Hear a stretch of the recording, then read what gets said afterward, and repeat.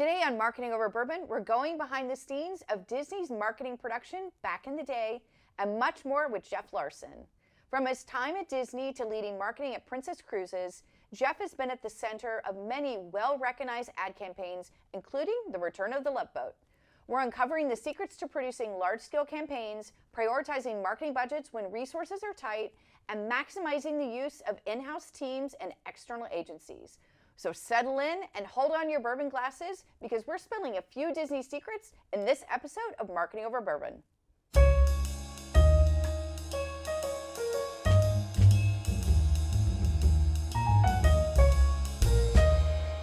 Hey Jeff, thank you so much for being here. Cheers to you. Thanks for being on Marketing Over Bourbon. Oh,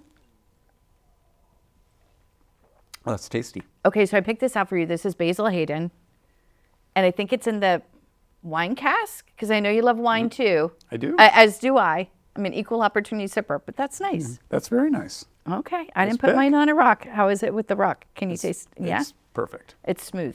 Yep. Okay, awesome. All right, so Jeff, before we dive into questions, because I have so many for you, got a lot of ground to cover. What's your story? All right, so lifelong marketer, long time part of my career spent in advertising. Have just really enjoyed brand storytelling over time, and just kind of like getting at the crux of what's behind a brand story and uncovering it and finding the relevance in it for a consumer. Yeah, absolutely. You know, I'm passionate about branding. So, all right, well, we're gonna go into the questions. We're gonna tell some stories, spill some secrets, as I say. Okay. All right, the power of brand transformation. Where do you start? You know, for me, it always starts, and this is going to sound so marketing, but it's true. It always starts at the consumer. You got to start with the consumer and understanding your consumer, getting as much insight into your consumer as you can. But then what I feel, and not everybody preaches this, but I think then it's equally important that you look inward to your own self, you look into the company itself, and of course at the competitive landscape. But really, if you understand what the consumer's looking for and you match it up with your strengths and you kind of lay that over the competitive landscape, that's your best chance of finding success, in my mind. Absolutely, absolutely. You brought back the Love Boat.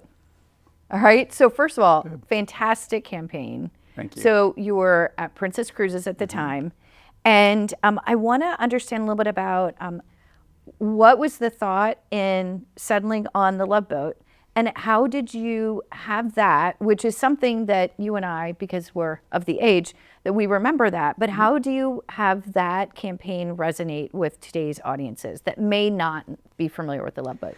Yeah, so first of all, it wasn't a snap decision. We did a lot of work to get there. Really the challenge at Princess was it had been a well-known brand and people still knew the name, but they didn't have any understanding of what it was about. And in a sense, they kind of lacked a story. Now, kind of the cut ahead on that is that Princess was the original Love Boat back in the day. Yep. So it's kind of cool.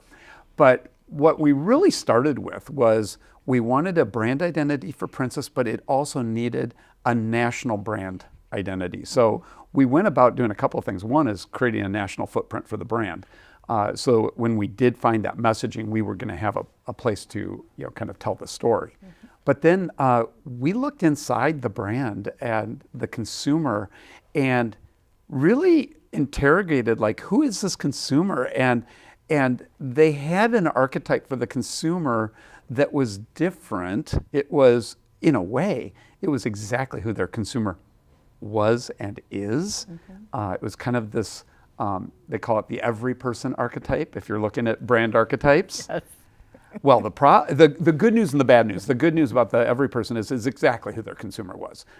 Trustworthy, loyal, good neighbor, all that sort of thing. Also, and this was their brand flaw, boring. And when we really took a deep look into it, took a deep dive at it, what we found is, and it had a lot to do with, what does Princess offer its consumers and all that, and I'm sure there'll be other questions, we'll get more into that. But at the end of the day, for for their consumer, who they were wasn't necessarily who they wanted to be when they took a cruise. Yes. So they wanted something that was a little bit more romantic. And I don't mean just lovey-dovey romantic, but just the whole notion of, you're at sea and there's fancy restaurants and great shows and you get dressed up a little bit, not always, different port every day kind of thing. And so there was this romance element to it. Well, then it was kind of like, duh, we're the Love Boat and it's a romance kind of thing. So we put it together. Consumers loved it. But what we did, and to really kind of address your question, is we felt like we needed to then, bring a modern spin to that. So we went and we actually got the rights to the song and the music, but we didn't do the Jack Jones version. We did our own. And so we did kind of a more modern take on it. Now, the interesting thing is, folks like us, we all grew up with the Love Boat. And really the target audience for Princess was kind of almost recent empty nesters, so late 40s to maybe early 60s kind of was their target audience. And within that audience, that was a very relevant brand. And then, we brought even more relevance by just kind of giving it a modern kick. Right. Absolutely. Well, it's beautifully shot. Thank you. And the celebrity that you have in the campaign is also someone that I think younger audiences may be familiar with as well. So maybe they don't necessarily remember the show, but they identify with her and the characters that she's played. And in fairness, I've since left Princess, and they've continued that. So they brought Heather Waddingham on, and that was, so it's kind of been a campaign that's it's definitely kept growing. So would you say that that is how they unlocked what I put down as my next question for you, which is balancing legacy with modern storytelling?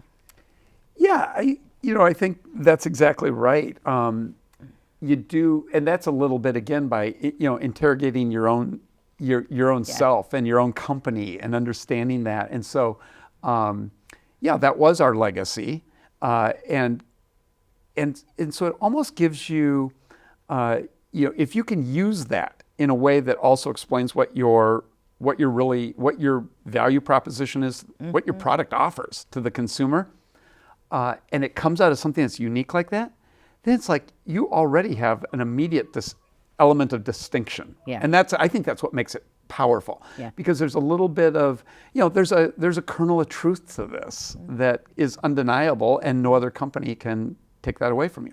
Absolutely. I mean, you guys, the fact that is the ownership of the Princess brand and legacy is phenomenal, right? It's interesting. Rob Malden was here, and we talked in one of the episodes around balancing out tradition and innovation, and how do companies find that mix between the two. So Princess Cruises, at the time of the pandemic hit, I don't necessarily recall them being a brand that would be, for me, top of mind in North America. I feel like Princess I associated with Alaska and international and so forth. So tell me if I'm wrong, but how did you, in your role at Princess Cruises, how did you make Princess, how did you reintroduce it to the North American market? So, within the cruise business, there were brands that were certainly way more North America centric, if you will, than Princess. And Princess tended to be more globally. We had itineraries that took you anywhere across the planet. So they were everywhere. So we had a strong presence in Asia, Europe. Really, Princess does do Alaska like no one else does. They really do an amazing job there. And of course, we did have a U.S. presence, but we were marketing it so kind of niche, and what they had done is they'd taken it and kind of retrenched it into almost a California-centric brand, along with everything. They were still globally, but within North America. Sure. What happened because of the pandemic to the cruise lines, and specifically Princess, is they shut down a lot. Like Asia, shut down longer than we did here in North America. So the benefit, I guess, if you will, of a cruise line brand is your inventory, unlike hotels, is movable. So they repositioned a lot of the cruise ships to ports here in the U.S., in North America. And so that did a couple things. First of all, other brands are doing that as well. Absolutely. So the competition and the volume that we needed to attract out of North America grew exponentially when everybody kind of retrenched. Meanwhile, we hadn't had a huge North America presence. Right. So for us, what it was a matter of really looking at how the budget was spent, because we were investing in the brand, but they're not writing blank checks. Nobody does. And so we had to rebalance the messaging so that we could reach that North American audience. So it was that's kind of the two sides of that story is get the messaging right, make it something that people are inherently interested in, and then get the word out, but get it out in our way in a much broader North American market. So we took it on from a kind of a regional message that was, basically LA and San Francisco were the markets they were really heavily invested in.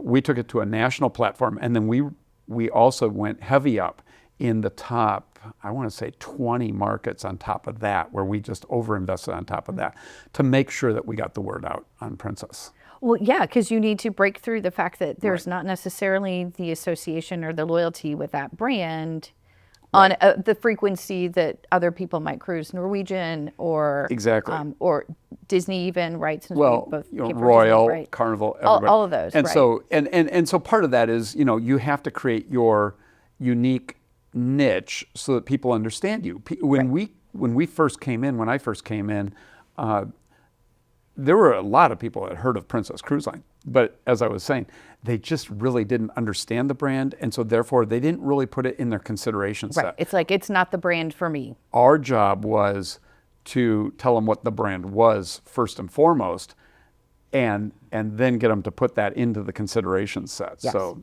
Absolutely. Well, I also have a background in loyalty, and I think that loyalty can be an incredible tool to really create that brand association, the emotional connection, and create that habitual commitment to when I want to cruise with this brand because I'm vested in the loyalty program. I'm progressing in those tiers and I get better benefits and so forth. And I think that, again, Princess not being as present in the North American market, you're also at a disadvantage because if someone's invested in the loyalty program and progressing in the tiers and recognizing that there are special things that are unlocked because of my commitment to this brand, then you're also fighting against that too.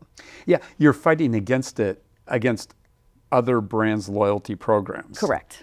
Meanwhile, Princess had a loyalty program. Right. The issue with Princess wasn't the existing consumers. The existing consumers, our existing guests, they loved the brand. They were loyal to the brand, loyalty program or otherwise. I think loyalty program certainly helps. Right. But what we needed to do is attract new people into the brand, and what and so the strategy of getting out there and reaching them through media of all sorts was important for us because without that, they were primarily it was primarily a kind of a direct marketing, performance-driven brand, but it was effectively reaching the same consumers over and over again, our existing consumers. We were never going to grow that way. In fact, we were starting to grow old because as our consumers aged, so was the brand. Absolutely. Absolutely. All right. So you touched on marketing budgets just a bit, but we're going to dive in deeper. How do you prioritize your marketing spend when your funds are reduced? Well, the temptation is to pour it all into performance marketing because it's the easiest place to read your results, right? And so what we really had to show was that a more balanced approach was what was required. My belief was that brand marketing, strong brand positioning, strong storytelling would only enhance, not detract from the performance of, the digital marketing and more performance-driven channels. And in fact, that's what we saw. So we reinvested. We didn't walk away from direct and some of those other performance-driven channels paid search, for instance, we simply reallocated our investment to allow us to build a brand and tell a story while then keeping these, but managing them through the consumer journey. So I'm going to ask you something similar to the conversation I had with Rob Malden, who's got a background in finance. And he and I touched on the sort of healthy tension between finance and marketing. My words, healthy tension, or that healthy friction, in that finance people inherently sort of say, like, I want to know that if I give you $1, you're going to make $1,000, $100, what have you. And helping someone in finance really understand the benefit of investing in the brand and the longer duration that it takes to prove that out is a difficult conversation. How have you been successful in navigating those types of conversations? Well, in all fairness, they're right to have those expectations, and the good ones understand.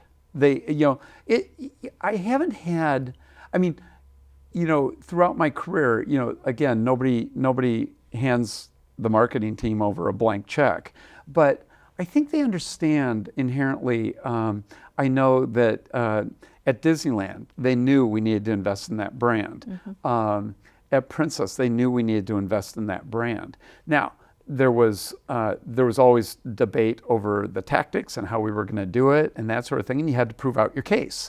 And to some degree, you make your case, you place your bets, and you got to be willing to live with the results. And unfortunately, things are more measurable today. They're not as completely measurable all the time as you'd like to believe, but there are proxy measures to see how things are performing. And so for us, we were able to see when we started investing in the brand, we could see our search interest, natural search interest go up. We could see our website visits go up. So we could track that by where we put the heavy up investment, the overall. So we were looking at data from a year ago. We were looking at data from, because of the pandemic, we were going out pre-pandemic to some of the best years that Princess had. And we were looking at, how are we doing in these measures? And those were our proxies for, is this brand message getting through? Is it making sense to people? And we were seeing that it was. And so, as long as that's happening, people tend to be a little more patient with you. Absolutely. I'm going to bring up a story that you told me a while back around knowing your market and really understanding when you cut your budgets where to spend. So you were at Disneyland at the time, right? Right. Your budget was cut. Where did you spend your money? Help people understand when that happens. How do you really understand? Because Disneyland is very much a local drive market versus Walt Disney World tends to be more so. Right. I'm flying in, I'm staying longer, et cetera. Right. It was regional market. We were more West Coast U.S. Of course, people come to Disneyland from all around the world, but that was primarily, we were more kind of a West of the Rockies brand in terms of our marketing focus and effort and all of that. But specifically, the story I think you're talking about is, at Disneyland, there was a point where we had gone through a number of budget cuts. So you try all sorts of things, right? All right, well, that's a program we don't really need, or then it's getting a little tight, and maybe you take a little off, took a haircut across the top. And there gets to be a point where there's just no more, you just can't do that anymore. You can't cut past the boat. In this example, we started looking at our investment in our local kind of holiday work. So Halloween, for instance. And we had big Halloween programs, and it's a big driver, for Disneyland. To your point, now that is, more of a local driver. Right. And so every year we were running a television campaign with radio support and all kinds of promotions and big outdoor and the full mix. And we made the bet that, the local people, they know that it's Halloween. They know Disneyland's going to do something for Halloween. They go so every year. we called it a reminder campaign. So instead of going big with the campaign to create kind of awareness all the way down, we really leveraged partner radio promotions and out of home, just to simply remind people that Disneyland a program going So at out of Halloween. home, That's maybe always- like billboards. I'm sitting in traffic in LA. Yep. As everyone does. As everyone does. And so that was we just had to remind people of it more than like do the full-on marketing, convince them of it. Absolutely. All right, so I'm going to give you a hot second to sip and enjoy your Basil Hayden while I thank our incredible sponsors at D3 Brewing Company. So these guys are the makers of incredible fine craft beers, some of which I have in front of me here. So Benny's Brew, Retired Rides, Three Wishes, et cetera, and have been so impactful in terms of supporting the show. So thank you very much, D3 Brewing Company. We're taking a quick bourbon break. So while glasses are refilled, let's talk about something as important as a good pour, your marketing.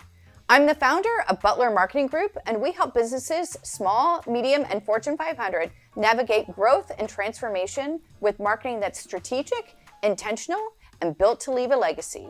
Whether you need branding, marketing strategy, loyalty, or a fractional chief marketing officer, we've got the perfect blend of services for your business. Contact Butler MG to get started. Now, back to the show. All right. So we're going to have to explain to folks watching this today the machine of Disney back when we were in marketing back in the day. It was during the Disney decade, which is I think it was something like a 20% return every year for 10 years, the Michael Eisner era. And we were cranking out so much marketing for overall Walt Disney World, the individual theme park brands. You had water parks and sports, and cruise was launching, et cetera, et cetera. And so there was a process that I recall, and you were even more in the thick of it. Yeah. So Mir was on Monday. That was marketing input review. Yeah, you have to explain that it wasn't the troubled Russian spacecraft. So I come in, like, let's say I'm working a cruise line, and I've got this marketing need, this advertising need. I need a piece of collateral. Let's call it just like a new brochure. So we all learned in the marketing input review process how to write a thoughtful, creative brief with all the consumer insights and so forth to specify exactly what is needed, right? And the intention behind it, the strategic, how are we going to measure it, all these things. And so then there was Mega. Mega was Tuesday. So Mir was on Monday, Mega was on Tuesday. And then that's where the creative materials were being presented by Yellow Shoes, the in-house Disney agency, for Mickey Mouse's shoes.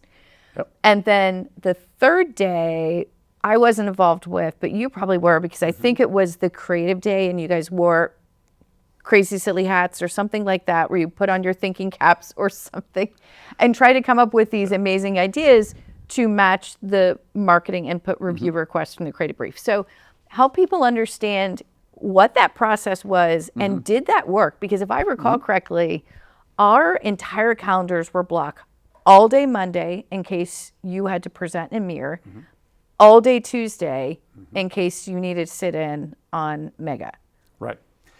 And that's a lot of time, by the way, in a 40-hour work week to have 2 full days where you have to be completely unscheduled, because you may show up and say, oh, I'm at 10:15, so I need to be available from 10:15 to 10:30. Right.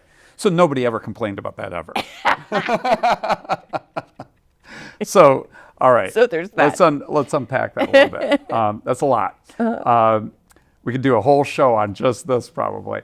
And all the therapy that's resulted as a result of it. Because I've never been anywhere that has had that process before. But then again, I've also not, even when I was at JP Morgan Chase, we still didn't have, we were cranking out marketing, but not at the level that we were at Disney. So explain the process, and then did that work, and would you use that process again? Yeah, and I think if you want to go to the shorthand answer, I think the answer is, did it work? Absolutely. Would I use the process again? Would be a maybe, and I'll explain why. But to give just one little bit more bit of context to what you just laid out, and that was great. Before that kind of era, if you will. And I'm not throwing shade at any of my Disney colleagues, but there was a lot of work being done where I would say that we were more just kind of doing more random acts of marketing. And so there's a lot of stuff being done. Maybe it wasn't always as strategically grounded as it could be. And sometimes you can get away with that as a company. But we started taking a much greater discipline to the strategic underpinnings of the programs we were doing.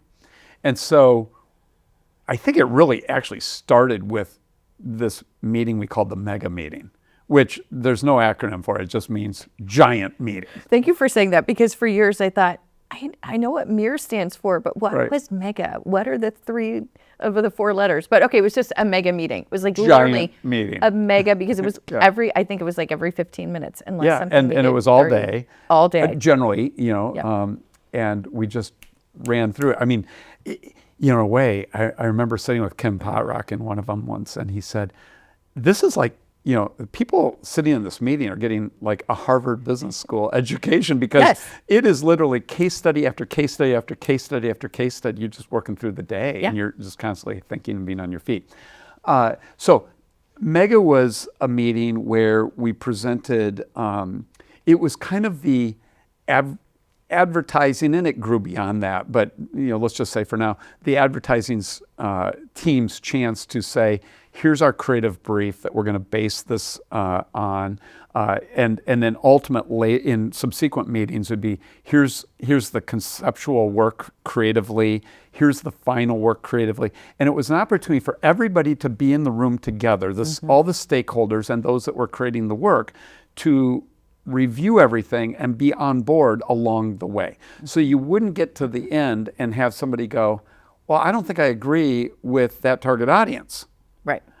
So basically, I'm sitting there. So if I came in a MIR and I presented, here's what I need, and here are the consumer insights, and this is my objective, and here's how I'm going to measure, blah, blah, blah, whatever. Then you guys come in from Yellow Shoes and you say, okay, here's the brief that we've written. Exactly. Here's directionally where we want to go. And it may be A or B or C or whatever.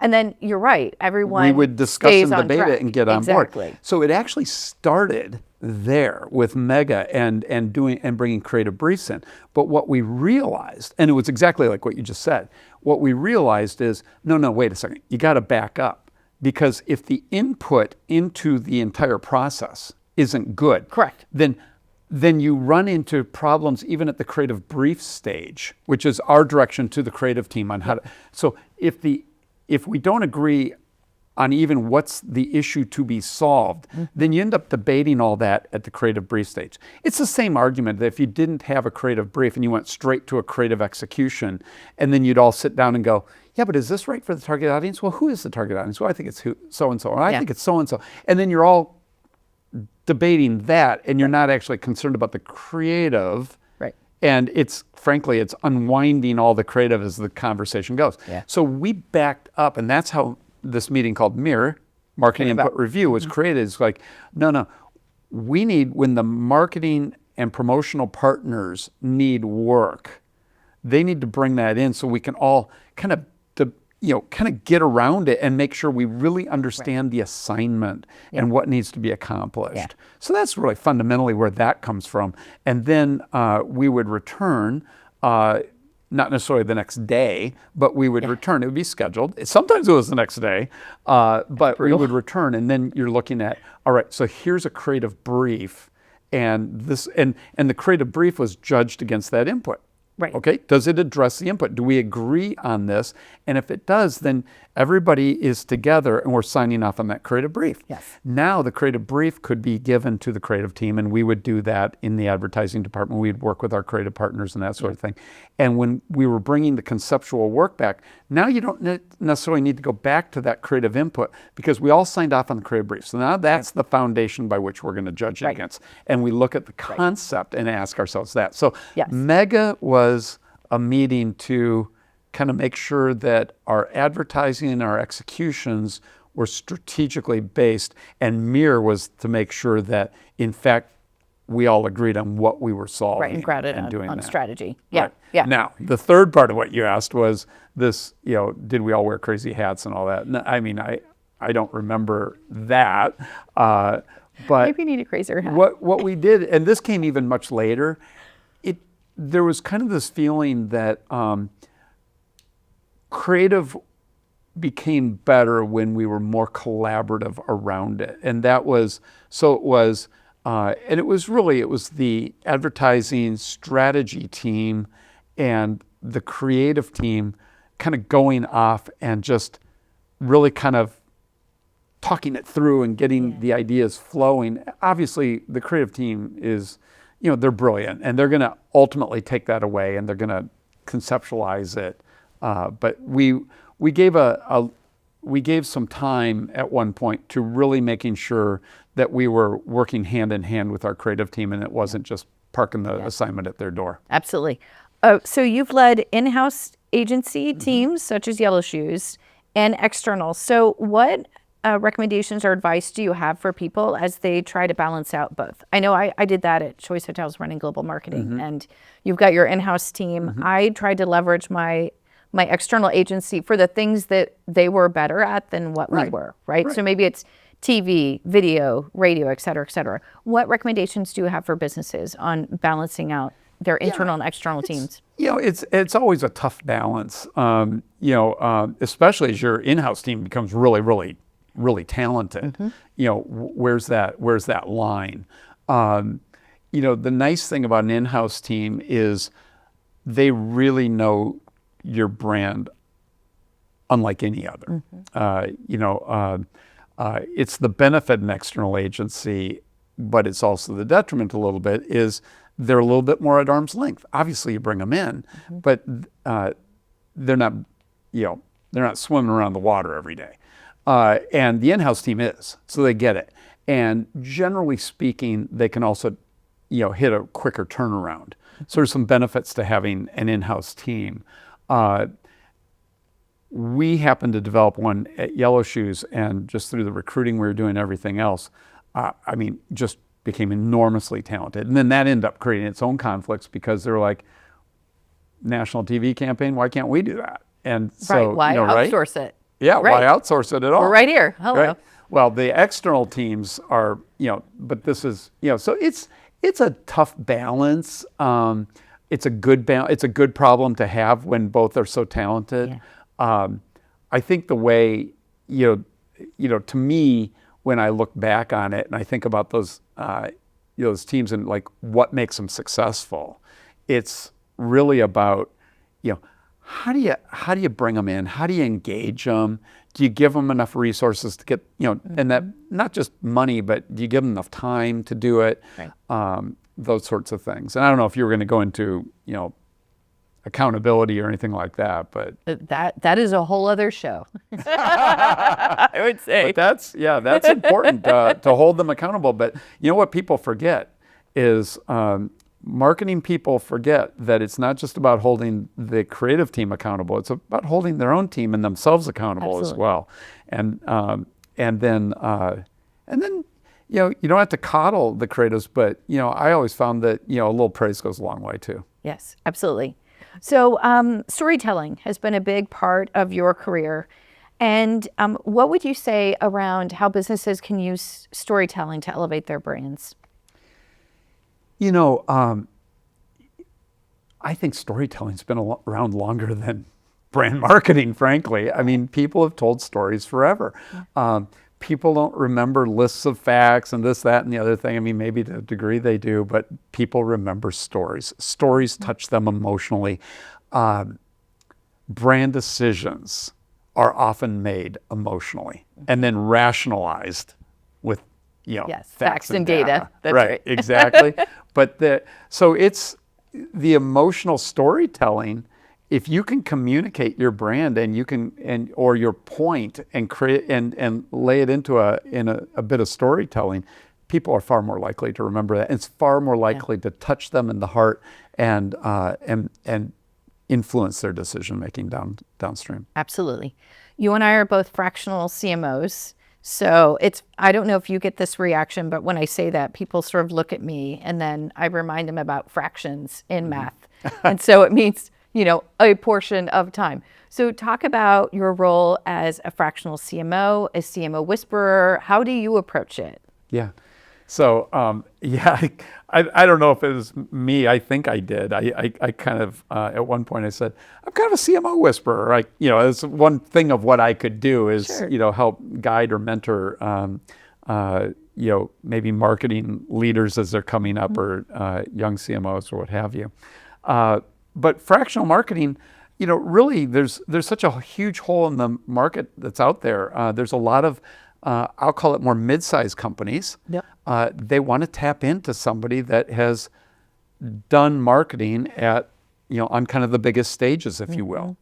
But they can't afford to bring somebody into their company at that level. Yeah. And frankly, may not need a full-time person. And may not even need that level, right? I mean, that, or that much time. Right. So, yeah, because by the time you strip out, managing the people and, all the corporate this and that and the other thing, and you kind of get down to a clear set of deliverables, maybe you only need 30% of someone's time. Right. So fractional really allows mid-sized companies to go out and kind of buy what they need, but they can go and they can buy premium, but only pay, make it up for a third of that person's time as opposed to 100% of that person's They're not time. paying for benefits and all these other things. And then so much more flexibility too, to kind of take that relationship and you can kind of run it for a while, you can kind of turn it down for a little bit, you can re-engage it. So, it gives you that flexibility as a mid-size market company, if you will, or even a small company, to tap into, leadership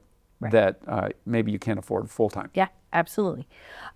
Let's talk about finding the right marketing mix between brand and performance marketing. You brought up performance marketing before, just in case people don't understand what that concept is. Explain a little bit about performance marketing, growth marketing, and then brand marketing. How do they all fit together? Because I view performance marketing and growth marketing slightly differently. Right. And I think sometimes people use them interchangeably. Yeah, I think it's there's not a single definition probably out there. I think now more than ever, it probably started with the measurability that direct marketing offered.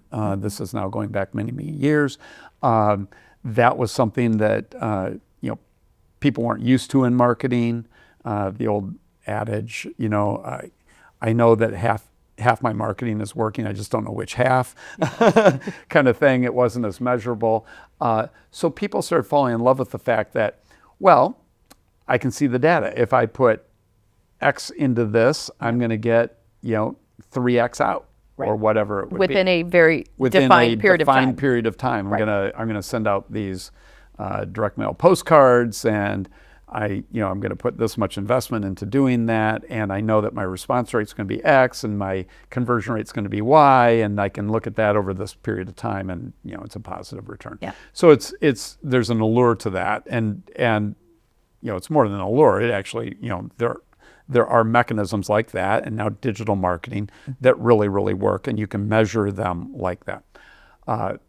What people refer to when they think of brand marketing is they tend to think of soft, fluffy storytelling stuff, right? Even though that should weave through everything. I actually don't think, I think the distinction is overly drawn as an overly black and white proposition. I think there is a need for both. I think you are hurting yourself if you don't have both to some degree. Of course, you got to look at your situation and go, all right, what needs the attention? As you look through consumers' like buying choices and habits. Look at Princess was a great example. They're investing in that performance so they're investing in paid search or investing in direct marketing, so they can see I put in X and I get a Y out of that. Correct. But if nobody understands the brand or is motivated by the brand, then you get something out of that, but maybe not as much as you could. Correct. So it's a matter of understanding, all right, do I need to back up and tell a brand story here? That doesn't mean you're not going to ultimately want to go down in the consumer journey and suggest, some conversion metrics, or activities where you're going to ask somebody to click the button to buy, or what have you. Yeah, you're going to do that. It's all in its right place and time. Yeah. To me, the companies that do it best, they blend them, they run the story through it all, so there's a consistency even though the messages themselves may be uniquely crafted to do what they're designed to do. Does that make sense? Yeah, absolutely. Yes. And I would say that there have been times in my career to where the focus from the leadership has been around growth marketing, just grow, grow, grow, and you had aggressive goals. And then over time you look back and you go, oh, but those aren't necessarily the customers that are the right customers for my product. But I did what I was asked to do at the time. I was asked to grow, so I did that. Right. And so what I think about when I think about performance marketing is more so a little bit, not that growth marketing isn't thoughtful, but I feel like performance marketing is closer to what I would look at and call profitable growth. Is that fair?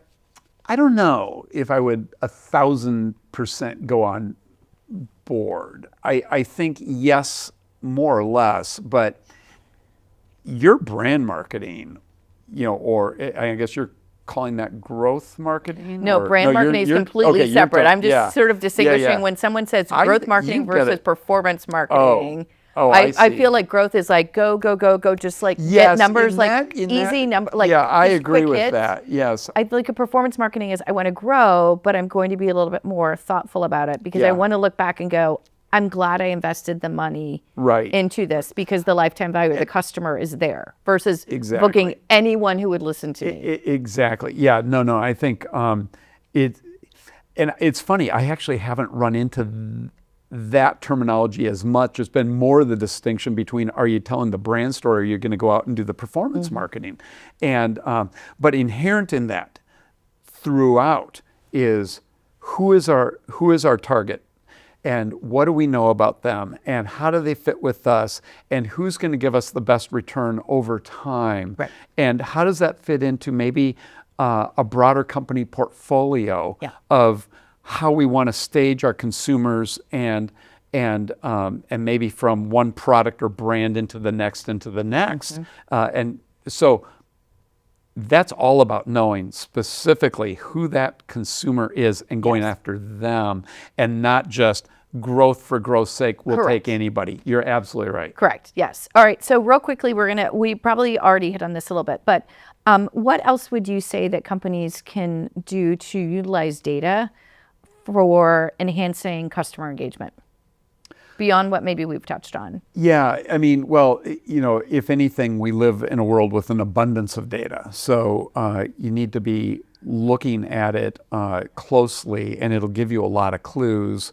I think there's looking at the data that's available in, who's buying, who's clicking, all of that, and then there's then getting almost put a little meat on the bones and really going out and talking to those people or listening to them or watching them behave in the wild, if you will. Yes. Because there's something about that then puts so much context to that data that now you can start to see that consumer a little bit more clearly in your mind. And that's then where a marketer really becomes equipped to do their best work. Yes. Someone that I worked with a long time ago worked on the Tide account ages ago. And they went to people's homes in the wild, right? They went to people's homes. They watched people do laundry. And what would happen? They would pour the Tide detergent into the washer, and then they would take a dirty towel or something close by and wipe it because it was dripping, which is how then they went back and said, oh, we need to have a no drip cap because when people pour the detergent in, they're wasting the detergent and it's running everywhere. So they changed the packaging, all because of the consumer insights and the fact that they were watching people do laundry. Right. They just went out and It's not that complicated, but people forget to do these things. They forget to do it. That's right. That's right. Okay. Right. So I ask a couple standard questions to wrap up. So we'll go through these quickly. If you were Bourbon, what would you be and why? I mean, there's so Don't many say Basil Hayden because it's right here. We exactly. give an answer. Basil Hayden would be a good choice. Well, the why may be the harder part. Right. No. I think if you want to use Basil Hayden, we can use Basil Hayden as an example. Your answer. And it's a beautiful bourbon. It's like, you know what? for me, it is not overly harsh. There's a mellowness to it. There is an approachability to it that I think is really good. It is premium, but it's not out of touch and out of range expensive. So I think Okay. I think I'd like to say that I'm an approachable Okay. marketer that is not out of touch expensive. Okay, fair enough. Well, and there you go. And there's an ad for Jeff and his fractional services. You're welcome, America. Okay, or wherever you're watching this podcast. Oh my I God, the don't know. calls and letters will be coming in droves. Exactly, fastest Turn off growing the show on emails. YouTube. Yeah, when we launch. Anyway, okay. If you could go back to Disney and experience one thing for the first time ever again, what would it be? And why? Seeing my kids' reaction. Oh, I mean, To anything or Oh. something specific? it was really, it was just, I still have memories of my daughter. She was 2. We just moved here. I'd taken the job, and we were at the Magic Kingdom, and the parade was going down Main Street, and I had my daughter in my arms, and she had her arms out like this to the princesses, and just wanted to reach and touch the princesses, and it was so sweet. And so it's a memory I'll never forget. Yeah. And to be able to go back and experience that to some degree, grandkids gives me that opportunity. I've got a couple of grandchildren, and we just took my 4-year-old grandson Charlie to Disneyland, and he loves cars.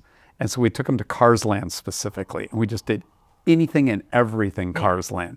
And for him to see Mater and Lightning McQueen and to be able to ride those rides and all that, and just to be able to, Be in that world. I helped introduce that land, and it's so immersive and it's so beautifully done.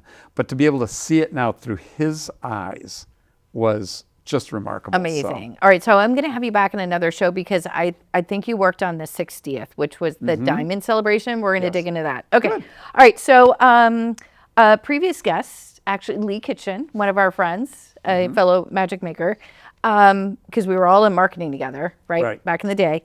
So Lee Kitchen shared this question for a future guest. You and a couple other people are getting this question because I find it interesting. If you were with a client in a meeting and they asked you to take a shot, would you? And have you? Yes. You don't and have to I say the have. client. I What have. happened? I was at a client meeting, and I won't name the client. No, probably a good thing. And they NDAs and all. I mean, it was kind of a get together before the meeting, and one of my client counterparts I hadn't actually met live yet came up from behind, Bonding. grabbed my hair, pulled my head back, shot a shot glass down, and I was just like, I was bewildered, I was stunned, and I just kind of shook it, and he looked at me and goes, upside down margarita, welcome to XYZ. And there you go. And there you go. And we're off to a roaring start. I love it. Okay, fantastic. What question would you like me to ask a future guest on your behalf? Well, you know what? I was thinking about this because you kind of prepped me for this one a little bit, and I was thinking of it in relation to bourbons, if you will. Okay. And so, and I guess I probably didn't need to limit myself to that, but No. I would say, I would be interested in their view of the bourbon marketplace today, and what is the category doing right? What could it do better? And what are the brands that are really out there killing it doing? Okay. I love it. Yeah. Okay, well, I'll learn together. I mean, honestly, I know a lot more about marketing than you do about bourbon. I just enjoy something in it. So now we're going to tie them together. And there you go. We will have some more bourbon forward shows, I do think, where there we'll you kind of lean into bourbon tasting and food pairings and all sorts of things. Who knows? wow. Stay tuned. All right. Anyway, so Jeff, we're going to wrap this up. Thank you so much for sharing your expertise and your deep experience. It has been enlightening. It's also really fun to speak to a like-minded marketer and sort of, it's almost like as we're talking about these things, we're not sharing the full details, but we definitely have some war stories that have been insightful in our careers and how they shaped us as marketing leaders. So thank you. I think that you have revolutionized brands. You brought back the Princess Cruises, love boat brand, and I think that intersection of storytelling and data-driven marketing, as well as the branding, is really that sort of secret mix in all the marketing magic that we create. So thank you very much for sharing that. I also want to thank the D3 Brewing Company. They are amazing sponsors of this show. They make some amazing fine craft beers, like the 3 that I have in front of me, plus more. And so thank you for your support of this show. And for everyone watching, I hope that this conversation has given you new ways to think about brand strategy, about using consumer insights, connecting with your customers, and the evolving role of marketing leaders. And if you enjoyed this episode, please like, share, and subscribe to Marketing Over Bourbon. And remember that the best ideas often come when you take a moment to savor something sweet. So drinks up, Kungaloosh. We'll see you next time. Cheers. Cheers.